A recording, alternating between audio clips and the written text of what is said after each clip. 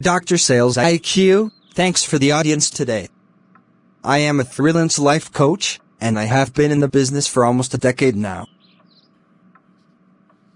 Okay, nice to meet you. Can we get to discussion, please? I really want to start a coaching academy business. I need your help, sir. I want to be able to sell, as that's the point. Okay, that is very bold. So do you have what will make me sell starting off, sir? Sure, infinity of them for different situations. So the point is starting off and start selling immediately. Yes, sir. Then we should create resistance identity for you then. RSI. What do you mean by resistance identity, Dr. Sales IQ?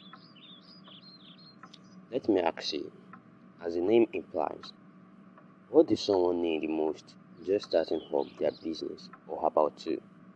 A system or method that will keep me start and keep me going, sir. A kind of resistance to hidden dangers, or my inexperience like you said I suggest. But why calling it an identity, sir?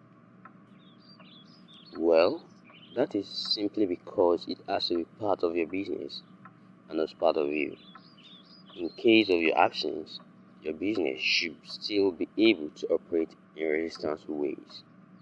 Wow, thank you, sir. Don't thank me yet.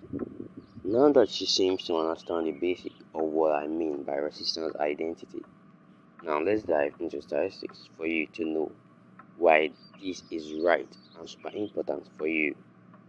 Okay, sir. I am with you, sir. Did you know that 60% of businesses fail due to lack of resistance? 55% of startups do experience setbacks, but only 20% of them do recover. And that startups without resistance are times 3 more likely to fail. Wow, this is eye-opening, sir.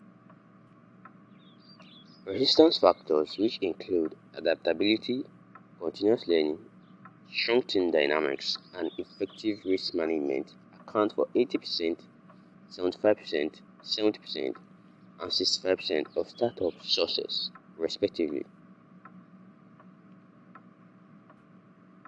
So, do you still need the resistance identity for you or not?